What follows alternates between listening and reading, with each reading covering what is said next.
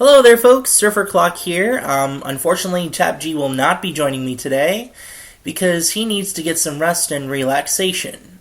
He worked a really long shift at his day job, so he is going to get some rest, and I will be happy to introduce a new segment which he actually came up with the idea for, but I wrote one of my own segments to use for the show.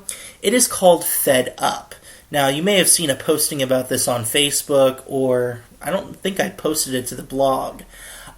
Fed Up is basically where one of us hosts, either TapG or myself, talk about something that happens in the theme parks that kind of irks us. So that's what we're going to do today. I'm going to do an episode of Fed Up. I do hope you guys enjoy it. Do keep in mind, again, with this show, we're not affiliated with any of the big three, the Walt Disney Company, SeaWorld Parks and Resorts, Universal Parks and Resorts. We're not affiliated with any of them, so our opinions are independent of those parks. And this particular rant that I'm doing today is not targeted at anybody I know personally. So if you feel that this kind of attacks you personally, it really doesn't. This is just a general thing, so try not to be offended. If you do have something to say about it, though, I would love to hear your feedback. Today's rant, I do hope you enjoy it. It is, as I just said, going to be a rant because...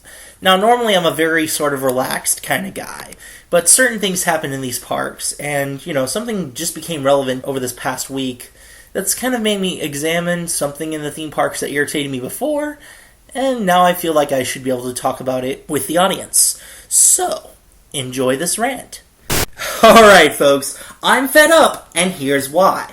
The New York Post reported several days ago that there are some incredibly wealthy folks out there who hire disabled tour guides, pose them as family members, and use that disability to receive what is known as a Guest Assistance Card, or GAC, at Walt Disney World. The tour guide allegedly charged about $150 an hour, so let's say around $1,000 for an 8-hour day. Now, my beef is not with this particular situation, because I'm not entirely sure of all the details. However, what this did bring to mind for me, and what I want to address today, is assistant pass abuse. I want to speak about not only this kind of abuse, but I'd also like to let you know why abusing this is a really horrible idea. First, these cards are intended for use by folks for whom experiencing these parks might be incredibly difficult.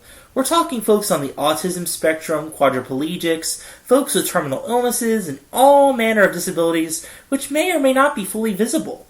Abusing this will mean more and more folks will clutter those areas of accommodation, increasing the amount of time and difficulty for those who genuinely need these services.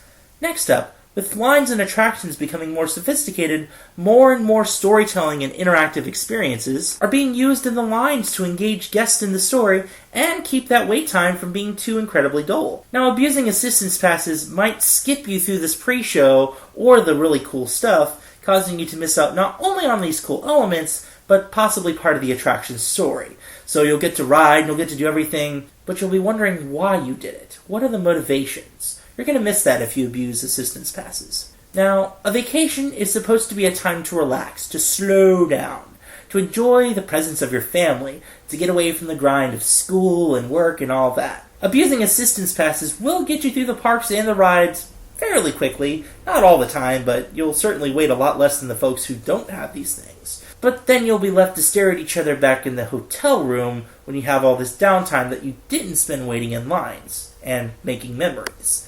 Your vacation should not play out like my last speedrun of Super Mario 64. Come on now. And if none of that convinces you to not abuse assistance passes, then surely the moral implications of abusing a service meant for guests with disabilities should. This is a system based in honesty, trust, and integrity, and abusing that is simply despicable. Disney has launched an investigation into abuse of these GACs, and this may end up making it more difficult for those who actually need it to get them. Now, because of the Americans with Disabilities Act, they can't ask you for documentation in order to get one. But I'm willing to bet there's going to be a little more scrutiny before you're able to get one, and even those who need them. It should not be more difficult for those folks to be able to get them. And speaking of documentation, I have seen theme park workers laugh at that Extra Normal video.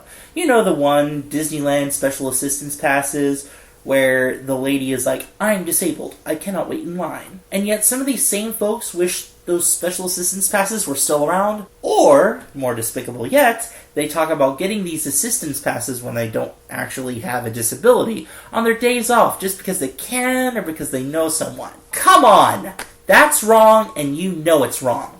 Self-entitlement is not a disability, and impatience is not a disability. Look, I respect theme park employees a lot, but just because you work there does not mean you should be taking advantage of services for the disabled.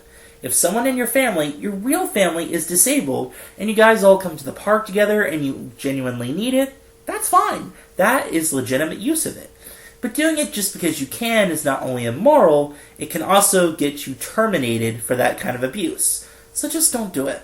Look, folks, if waiting in lines is really that much of an issue and you can't stand to wait in line, quite literally, utilize the fast passes, the quick queues, the express passes. All three of the big three have these utilities that you can use. Try to come during non-peak periods. Use your knowledge rather than your cunning to conquer these lines. And if you still want to abuse assistance passes after all this, though, I'm not going to stop you. And really, I can't. Just don't be surprised when all the Wish kids and that mom with the intellectually disabled boy stare disapprovingly in your direction. I'm Surfer Clock, and assistance pass abuse has me fed up.